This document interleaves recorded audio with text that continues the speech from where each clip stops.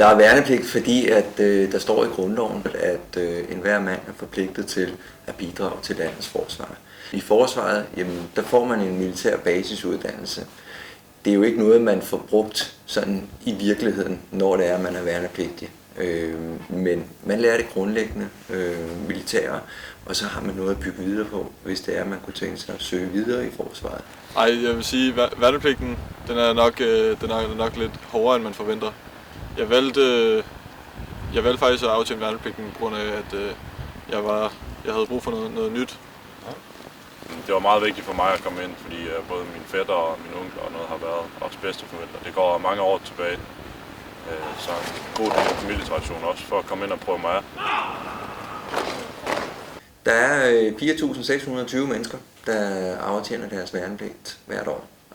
Frivillighedsprocenten ligger på ca. 97% i øjeblikket. Men det betyder så også, at der stadigvæk er et lille fåtal, som kommer ind og aftjener værnepligt, uden de nødvendigvis er frivillige. Der er jo det med værnepligten, at det er jo for alle, kan man jo sige. Så vi hverken kan eller vil håndplukke en bestemt type. Vi vil godt have folk, som har lyst, og vi vil godt have folk, som er i god fysisk form.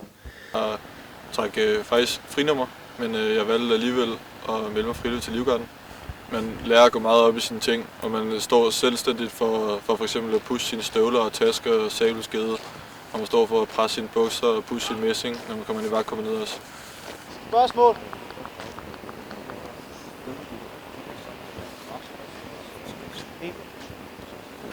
Meter. Værnepligten, det er jo noget helt andet end det, som de fleste har prøvet. Vi har jo rigtig mange, som er kommet fra ungdomsuddannelserne, som har været vant til at studere i et eller andet omfang, og nu kommer de så ud i en helt anden verden. Det handler vel bare om, at det er en lidt anderledes måde at lære om livet på. Der er mange, der vælger at bruge de år, de har efter gymnasiet på eksempelvis til at rejse. Den slags, det er jo ikke for alle, man kan sige. Så herinde, der får man en masse brugbart, samtidig med man får nogle vanvittigt gode kammerater, og man har det rigtig, rigtig morsomt. Det meste af tiden. Det meste af tiden, vil jeg mærke.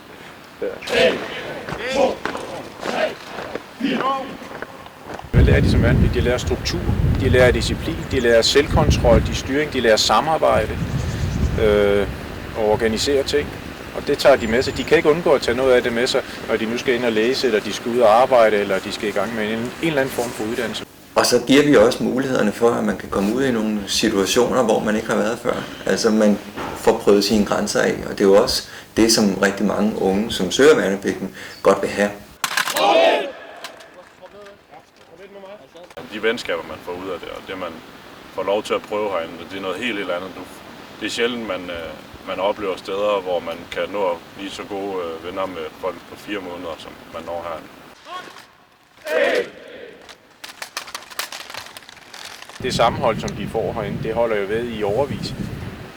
Min far er selv gammel garder, og de skal til 50-års jubilæum, og dem, der er i live, de møder op til 50-års jubilæum til næste år.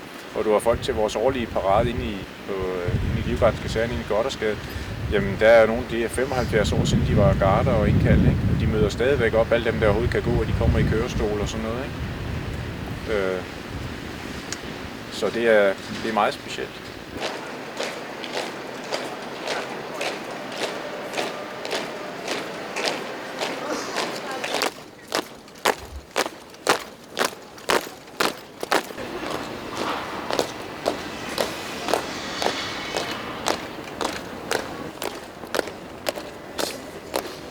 Jeg har jo selv været igennem værnepligtstjenesten og indholdet af den, selvom det er 25 år siden.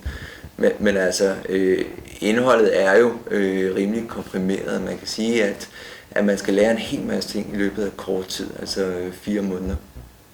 Og derfor så er der tryk på, og man har nogle gange nogle lange dage, man har nogle gange nogle øvelser, men man lærer jo så det helt basale. Man lærer skydetræning, man lærer, hvordan man er ude i terrænet og være soldat. Altså, man lærer at klare sig derude, sove ude i skoven, spise feltration, alt muligt, der relaterer sig til det med at være soldat. Selvom det nogle gange er hårdt, så skyder man brystet frem og holder hagen oppe. Fordi det er man bare nødt til at gøre. Så komme ud og kravle rundt i noget mudder og føle, man er en drengerøv. Det er fedt at prøve. Også det med at gå i takt. Ja, det kommer man også til. Det er mærkeligt, når man er ude i. Når man skal gå en tur op, for eksempel til Netto, så går vi i takt. Starter alle sammen på samme fod. Alle sammen i march 108. Ja.